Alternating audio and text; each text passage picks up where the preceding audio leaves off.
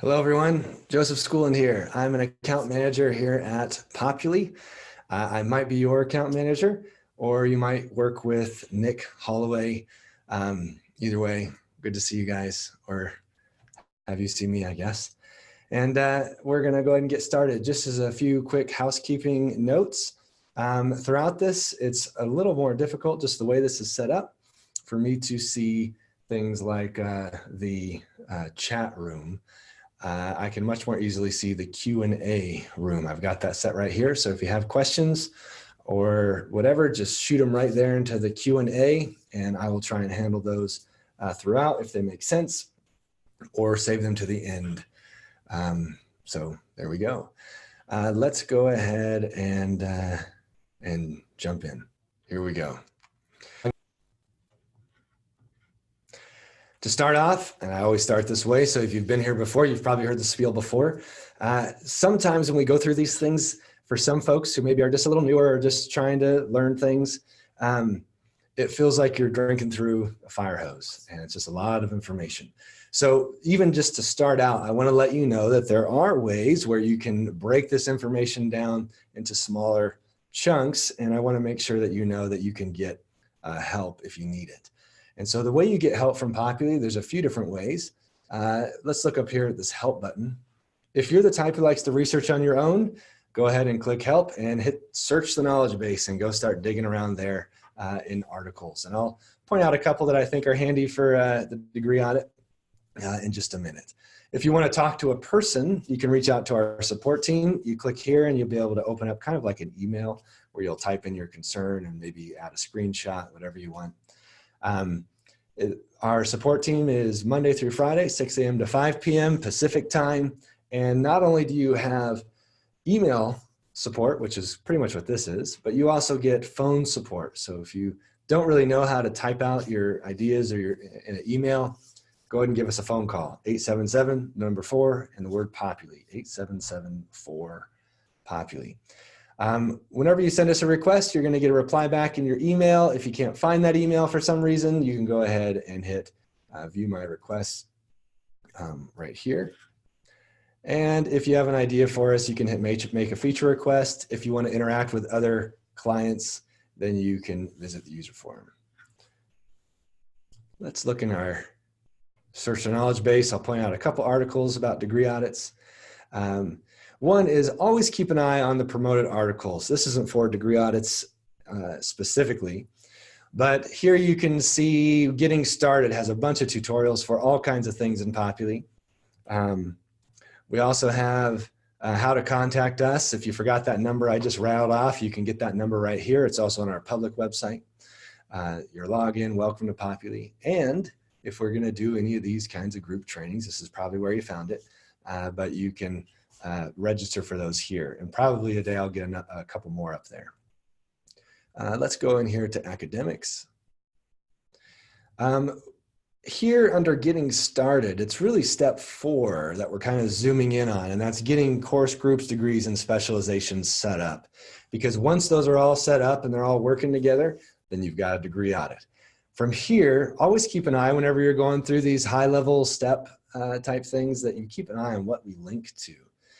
Because here we can see, oh, degree audit. Well, let me zoom in on that one. And so now I've got the degree audit, how it works, how I can use it. And if I don't even have it set up yet, well, then the first thing I have to do is degree requirements. Here's another link that I can click on and dig in a little deeper. Now, I don't want you to, get lost. Sometimes it's easy just to open these in a new tab in your browser so that you can find your way back and you're not just going deeper and deeper into the link connection. But here's a few places where you can dig up more information if you need it later. All right, let's jump in. First thing I want to do is show you what a degree audit should look like, or at least one option for a degree audit. We're going to look up one of our students, Simon's student. We're going to go to his student tab. I've got my transcript here, and we're going to hop over to degree audit. I can see he's got a degree in Bachelor of Science. Here's his catalog year. Here's his specialization. It's specifically architecture. And then I can, some of these dates maybe I haven't put in here. Some of this data is old, so you have to just overlook that. But I can see his general degree requirements requires a 2.5. He's got a 3.16, requires 120 credits. He's got 70, requires 64 resident credits. He's got 64 of those. Now for the degree itself, I've got this split into two groups, core requirements and electives. That's maybe one of the simpler ways to do it. I've seen schools do this a lot more complicated, where they've got an art course group and a theology course group, and maybe core requirements would be one too. Architecture course group. They've got all these different course groups. It's just how they like to divide it up, and you can do it that way. You could even do it kind of in a more non-traditional way, where I say this is just term one's course group. So this course group is called term one. But what I'm looking at here is I can see what's required. I've got core requirements and 42 credits are required. I have 36 credits earned, 3 credits are transferred, and I can see everything that's been taken. This is what's been completed. This is what's transferred here. If I want to show all possible options in the core requirements course group, I can click this. And so here's a few that haven't been completed. And I can zoom in on completed, which is the default, or I can zoom in on not completed. Same thing with electives. I've got 6 out of the 18 required. These have been completed here. I also have one that could be an option, but it's currently being applied to core requirements. So music history 201, history of rock and roll, is down here. If I want to snag it, so I can see it's actually being used up here, 3 credits completed. If I want to snag it, I just check this box and it will pull it down here. And so now I've got that option up here, and I've got that many fewer credits applied to core requirements, and that many more applied down here to electives. I'm going to snag it back up so it goes back up to core requirements. Now, beyond your core requirements and electives, you might have your actual specialization. So this is a Bachelor of Science with a specialization in architecture. So it's a major in architecture. And these are the specialization requirements. I can make these more strict or not, but here I've got 2.5 is my GPA, and he's got 70 of the 120 required, 64 resident credits. And these are not just core requirements and electives, but they're actual specific architecture courses. So I've got 200 level architecture. It's 14 required, and 6 of those credits I've earned. Also, this group has a very special thing where it needs a 3.0 GPA. Even though overall it requires a 2.5, this particular group needs a 3.0 because it's the specialization. Don't have to do it that way, but that's something I put in here. Because I feel like the architecture piece is what's the most important. So I want them to make sure they're getting a little better grade on those courses. We have 6 credits earned, 14 required. We actually, though, have, let's see, 6 earned and then another 6 in progress. And it looks like I don't quite have enough courses in this course group to meet my 14 required. So I need to add some more courses here so I don't set the student up for failure. But here I've got 12 total.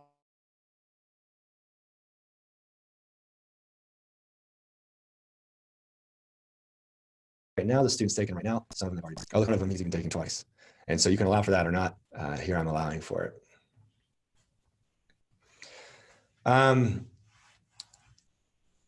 300 level architecture, 400 level architecture, all the way down, different requirements. All of these have that 3.0 requirement. Now, Simon's student previously was going for a different degree, and then he switched. And so after he switched, he's got a bunch of courses he took in that direction that are no longer being used. And so all the unused courses that just don't fit in the degree audit requirements are going to land down here. And this is everything Simon has. So he has actually quite a bit. He's done quite a bit of work that is not going to go anywhere. He could talk to his advisor. His advisor could say, oh, we can apply some of these to electives, or, you know, swap some out, make a substitution for our core requirements, stuff like that.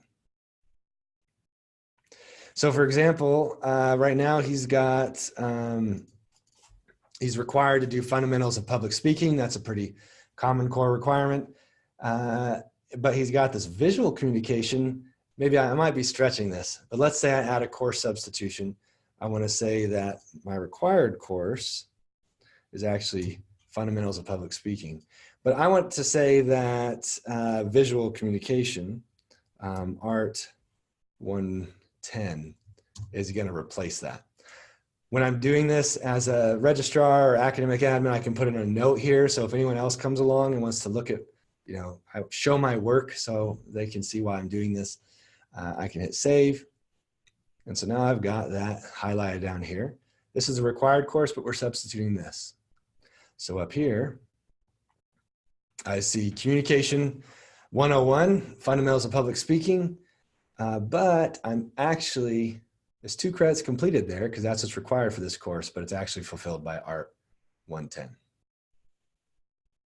A few other things I can do is I can completely and totally waive a course. So I could say up here, Introduction to Problem Solving and Programming. I could say, you know what, that's just not going to be required for this student. Now, I don't know how many schools do things like this. It's when I look at the landscape, it's some do, some don't. So maybe this wouldn't even be something you would do, but it is an option where now I can just take this out of the running. So this is 3 credits waived now for this particular course. Notice how my number's going up. I've got 38 earned, 3 transferred, 3 waived. I'm at 44. So this student actually has hit the requirement. I can also do a course exclusion. This is where I choose a very particular course that this student has already taken and I just write it out. In other words, I'm saying, I know you took this course, but I know you took Architectural Design 1 in fall 2012, but you got a D or you got a C or something, or we found out you cheated, or I don't know. So we're just gonna not allow this course to be counted toward your degree audit. So I can grab that, hit save, and then it will no longer be counted as an option. And then finally, we've got some exceptions. And there's a variety of things that can happen here, but I could say at my degree level, cumulative GPA for this student, instead of being a 2.5, is going to be a 2.4. We're going to lower it a little bit. Or cumulative units, instead of being 120, we're going to have it be 115. So this is just overall, reduces the required value by this amount. So I would say I reduce the value by 5. Or cumulative GPA, this one actually overwrites, so that was correct. I would do 2.4 to overwrite. So keep an eye on this little text right here to see what you're actually doing. All right, that is what a degree audit should look like, and options and how it might work. And by the way, Simon's student here, he can log in here and he can mess around with some of this. I don't have another BS option, and I don't have another specialization set up, but let's say we'll do this. I'll switch to masters. And so now I've got a couple course groups, but none of these courses that he's taken fulfill any of the requirements for these course groups. And so he's got nothing going on here. So he can actually switch around from course to course and see, well, what's going to happen if I switch degrees right now or switch specializations right now, then am I going to get this giant list of unused courses like what has happened to him already because he's got this list of unused courses? Or is it going to be okay? He can do that, those what if scenarios. You can do those what if scenarios. His advisor can do that. But of course, to actually change the degree, someone with that kind of level of access, the registrar, somebody, academic admin, would have to make that change here. All right, that's what we want it to look like. Okay, so how do we get there? First off, I want to explain the structure of how programs and degrees and courses work.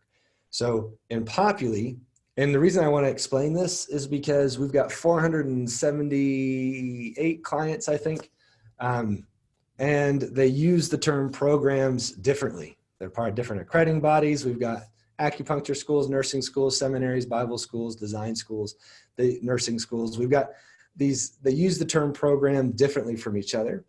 and they might use the term degree differently from each other. So I want to define, what does Populi think those are? Populi considers a program to be a particular course of study that has its own transcript, its own standings, its own, like standings is in sophomore, freshman, sophomore, junior, senior, or first year, second year if you're a graduate. It has its own way of being charged, so its own tuition calculations. So maybe you charge per credit differently from different programs. Has its own honors calculated, maybe cum laude or dean's list requires something different in a particular program than in another. So those are some different ways you're going to use programs to split up what you're doing. So some schools I've seen, maybe you're a graduate school and you've got a number of degrees that you offer, but they all get charged the same. You're okay with them all showing up on the same transcript. In fact, you want them to, all good to go. Then you probably just have one graduate program, and you would split it out in degrees because programs contain degrees. But if you're a graduate level school and one master's is charged, this per credit amount, and another master's degree is charged a different per credit amount, and another one's charged a different per credit amount, then you might need to, it might be a better idea to split those out into 3 programs, because then they'll all have their own transcripts, they'll all have their own grade scales, they'll all have their own tuition schedules and things like that. So that's just a quick note on programs. Programs contain degrees, then degrees contain requirements and course groups. Course groups contain specific courses, and that map, when you're getting all those together, is what creates the degree audit. So if we're going to do that, then we first need a program, and we've got that. To add a program, just hit add, and you can give it a name and the type of units it uses, whether it's credits or hours, and the level, whether it's undergrad or grad. You might be hiding this from students for now, and you need to check for reporting purposes if it's continuous enrollment or not. Once we click on that program, I can then add some standings. So here I've got freshman, sophomore, junior, senior. I can edit that and show the credits for each. This has been my standing structure with these credits ever since 2004. If I want to add a new requirement year, like maybe from now on, we're going to tweak this a little bit. So it's actually 30, 60, and 90. Then I could add a new one, give that a year when it changes. So from 2004 until this date, it's going to be the previous one, and now it's going to change. And I could say freshman. I'm just going to fill out a couple of these so you get the idea. I'm not going to do the whole thing. And so now I'm going 30 instead of the 32. And I'll go all the way down and add all my standings. I can also, if I want, override the global settings for any of this stuff down here. I think that's about all we need for this. Once I've got a program set up, then I can then add a degree. To add a degree, I give it a name, an abbreviation, a description, and I have to put it into a program. So what program am I going to drop it into? I can also associate it with a department if I want. Those can be set up in settings. You don't have to use departments if you don't want to. They're just a way of dividing different courses and programs up into smaller chunks so they're more manageable. I need to give it a length, 2 years, 4 years, months, weeks, whatever it is. And then I need to give it a level. This is all for reporting purposes. SIP code if you want. Distance ed, this would be if for reporting purposes, this degree is considered to be an online degree, then you'd want to check that box. If not, that's okay. And is this, do they get a diploma when they're done? Yes or no? One reason why this is important is because anything you're going to grant the student needs to be a degree. So if you just have a 3-month program, but you want to grant it to them at the end so they can look up and say, yep, I completed that 3-month certificate, or 6-month, or 1 year, or 2 years, or 4 years, whatever, it needs to be a degree. That's the jargon we use. I understand that it might not really be a degree. Maybe it's really a certificate. That's the jargon you guys use. But for us, they're all degrees. And so here's where you're going to decide whether it's really a diploma type degree or not.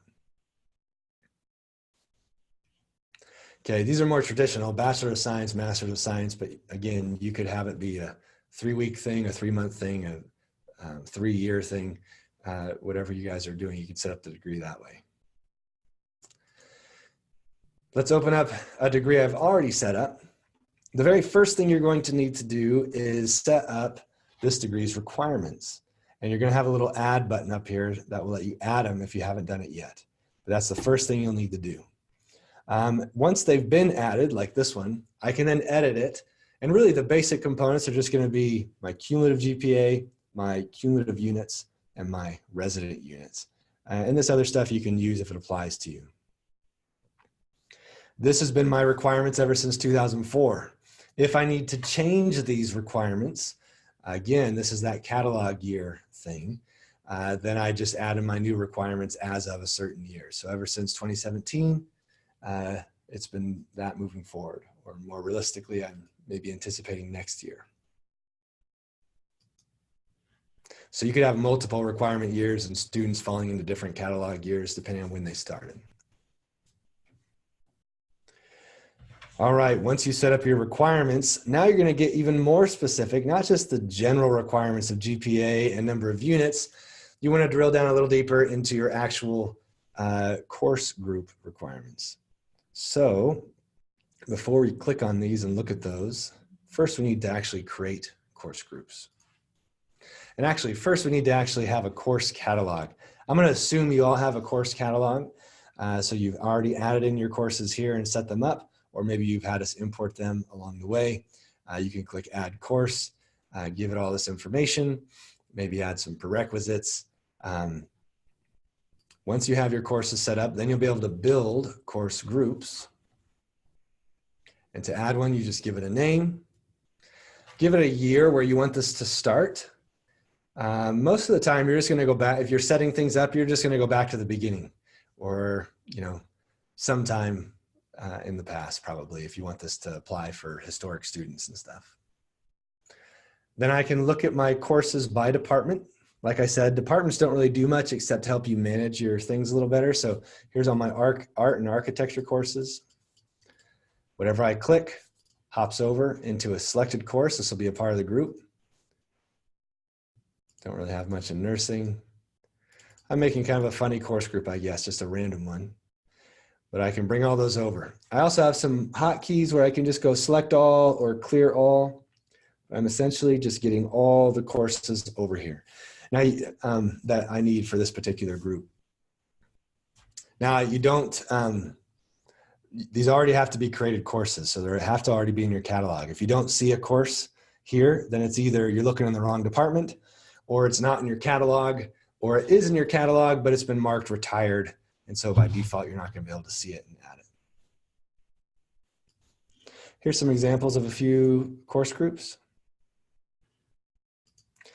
Once you've set a catalog year, then by default, Populi is going to move forward with that year.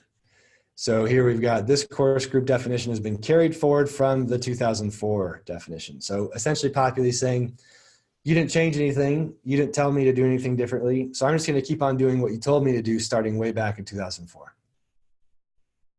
Now, if I want to change something from this point forward, just like with all the other catalog year stuff, then I can edit this course group and mess around with it and change it from here on out. I can also go back to the very first year and edit it here.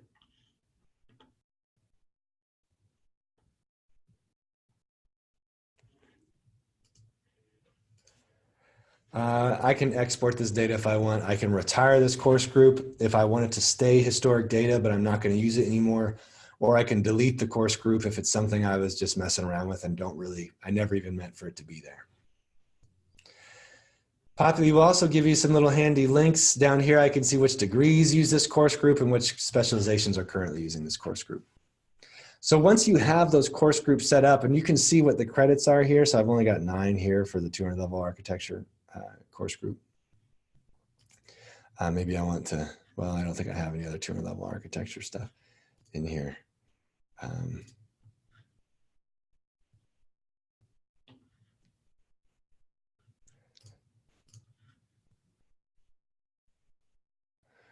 Maybe I'll add one more course to try and get us up to that 14 that I was hoping to get before. 15. All right, now we're on degrees, going back. Now that we've got our course group set up, we can actually add them as requirements to the degree. I do that by just clicking add, and I choose whatever course group I've already created. Once I've done that, then I can add some requirements. Most of you will probably just do units. We use the term units to mean both credits and hours. It's just a more universal term. But you can do courses. You could do some different other types of hours. And I could just say, well, we want the core 15 credits required from the art course group. If I want, I can require a more strict GPA. So my general GPA is 2.5, but I can make it a little more strict here at 3.0. If I want, I can do a minimum course grade. So not only is it stricter, like they need a 3.0, but their lowest course grade in the entire group needs to be at least a 2.5.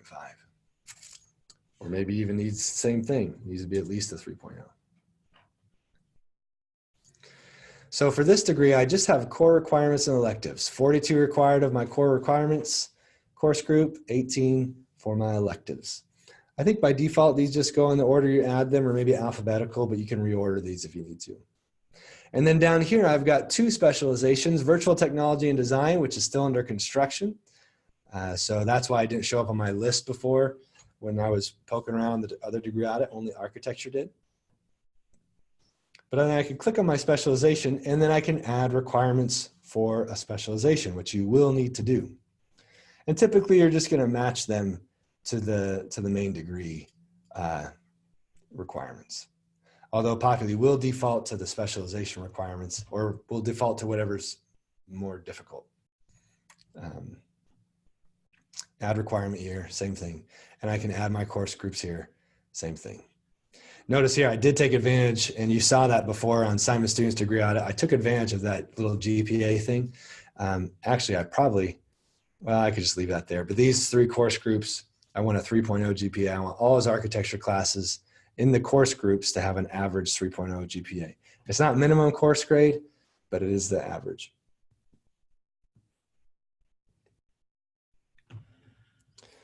All right. So that, once you've got that in place, then you're good to go.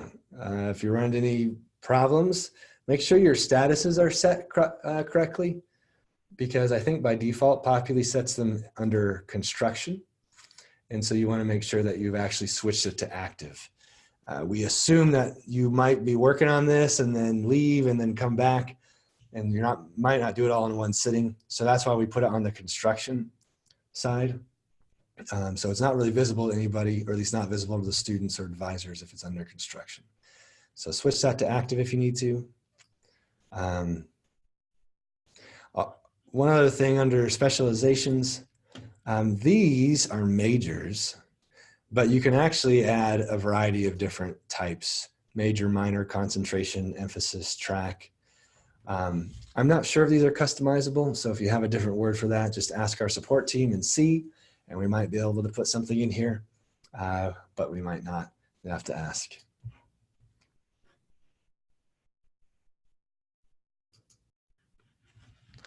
All right, so we started with Simon.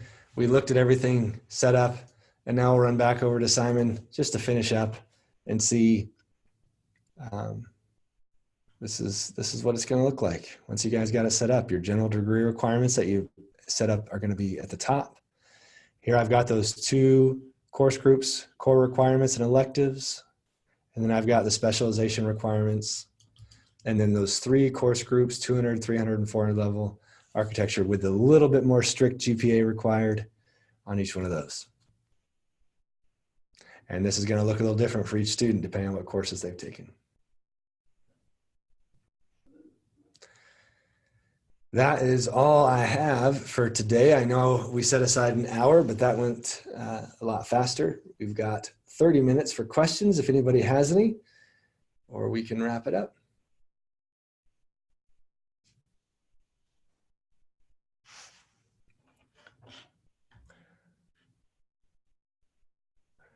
Tracy, I see that you raised your hand. Can you find the Q&A box to type in a question for me, or is it maybe not working for folks? Or maybe you raised your hand accidentally, I don't know.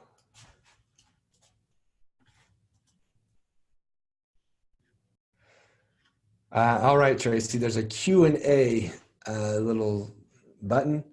So go ahead and pop that in. Nicholas asks, can you please clarify how Populi defines diplomas again? Yes. Let me get back over there.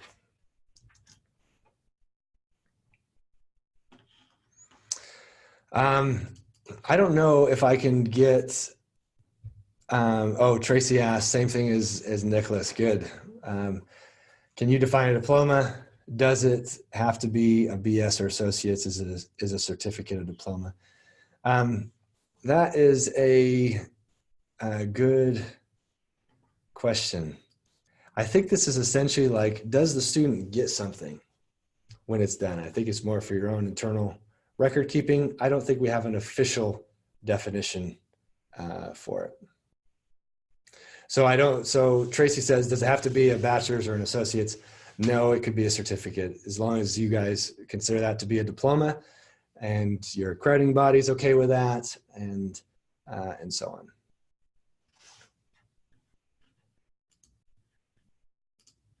I might have talked about it overly strict before. Brenda asked, most of my unused courses are electives that have not been added to a student's GPA. How can I add them to their GPA and get them out of the unused courses? So one thing to think about, Brenda, is so Simon's student here has a bunch of unused courses. Oh, this is a transcript, degree audit. Simon's student has a bunch of unused courses. What this means is he took courses that he wasn't supposed to take. He took courses that don't fit into his degree. So he can negotiate with his advisor and figure out a way to get it somewhere else. But that's really the heart of the problem, is that he took something that he wasn't supposed to take. Or maybe he was taking something he was supposed to take for a certain degree, and then he switched degrees, and now these courses no longer are useful to his new degree. A few different ways to handle that. The most important way, the best way to handle it, would be to make sure you have your degree audit set up properly and you have good advising for your students. So I would just make sure that you've got the right electives set up. So you specifically say, how do I get those unused courses as electives? Well, if they're unused, then your degree audit says they're not electives and they're not allowed to be counted as electives. So if you think they should be counted as electives in the course group, in the electives course group, you need to go back to your course groups, track down your electives course group, and make sure it's on that list. And if it's not, then go ahead and add it, either going back to the first catalog year, because maybe it was always supposed to be there, and just hit edit course group, and then add whatever courses you need by clicking on them to get them in the list. If you don't want them in the course group, this is just a one-off scenario where he accidentally took the wrong course or transferred some stuff in or whatever, then you can override the degree audit. So if it's all set up how you want it, but you're just going to do your student a favor, then you can override the degree audit by creating a course substitution, where I can choose something in my electives, a specific course, and then I can say one of my unused courses fulfills that requirement. Those are the two ways. One thing I wanted to note too, I just mentioned transfer credits. By the way, I forgot to put this on my list of things to cover, so I'll hit that real quick. As students are coming in during the admissions process, your admissions team is going to start entering their transfer credits, or maybe your academic team, depends on how you guys do things. But these transfer credits as they come in, so here's transfer credits from Missouri State. Here's one, Architecture 354, Concrete and Design, that they took at Missouri State. And our academic team has approved this to be applied to our course called Architecture 366, Building Technology 1, Concrete. So I'm saying that this course that they got from Missouri is going to be allowed to transfer right in to our stuff. I could also do this more generally, where instead of transferring it as a one-to-one, I just apply it generally to a course group. So this one isn't applied to my English 101, it's applied generally to my course group, or sorry, core requirements course group. And we can see those pop up after those have been approved right here. So here's English writing that was transferred in. And here's the building technology concrete transferred in.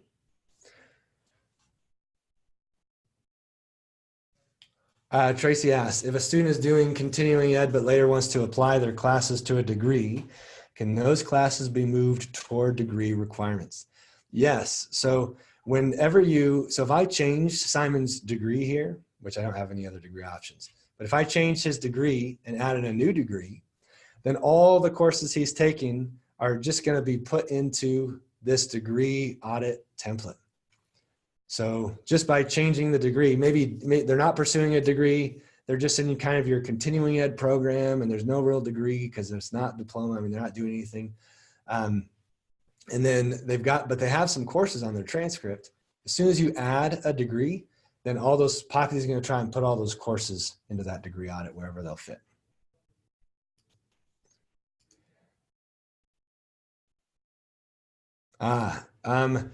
Jeremy says, can you show again what happens when a course fits into 2 different groups and what are the options there? So here's an example I've got where under my core requirements, I've got Music History 201 is allowed to meet these requirements. And then electives, Music History 201 is allowed to meet those requirements.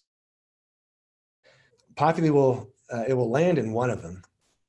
And I'm not sure what the default would be if the course groups are just in the degree, but if it's a fight or a difference between a specialization and a degree, I believe Populi will default to choosing the specialization, not the degree.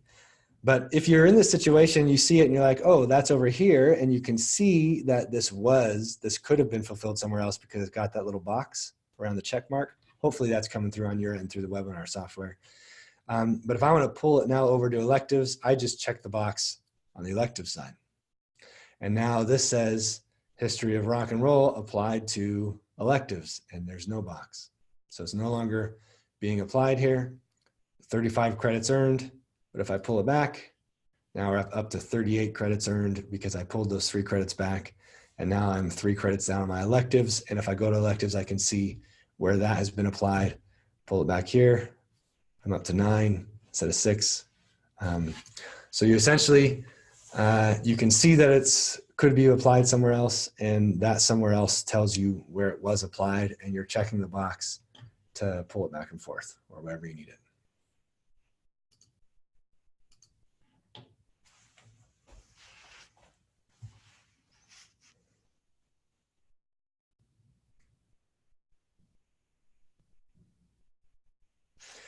Tracy says, we don't offer Gen Ed classes, so all Gen Ed toward our BS will be transferred in. Populi create a dummy group of Gen Ed for us that contains no classes. How do I track Gen Ed requirements in a degree audit in this situation? I would double check with support to see if Populi actually created a course group for you because that's not something we would typically do. So that might have been a predecessor or something like that. You could also track down the changelog to see how that actually got created, unless they just create it as an example. But essentially, if you've got an empty course group and it's on your degree audit, then so if I'm here and my core requirements requires 42 credits, but there's actually no there's no courses in my core requirements, I just either click on it from here and that will take me straight there, or I can go to course groups and click on it here and I can see what courses are in there. So you could essentially, in your course catalog, create a bunch of Gen Ed classes that you don't offer and you know you never will offer. You could then put them into this Gen Ed course group and then whenever you transfer in credits, you could either on the transfer side,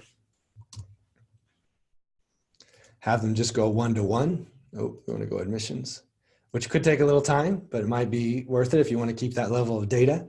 So this Gen Ed course comes in, pretend it's Gen Ed. I would just apply it to my exact one, and this would then fulfill the requirements on my degree audit, even though I'm never going to offer it. Or I could just say, let's pretend this is Gen Ed also, not English 101. I could apply it generally to my Gen Ed course group. And if I did that, then I don't even really need any courses in my Gen Ed course group. I could just have a requirement for a certain number of credits. Each time one comes in, apply it to that course group, and then eventually those transferred credits will add up to meet the requirement for that Gen Ed group on the degree audit. Other questions?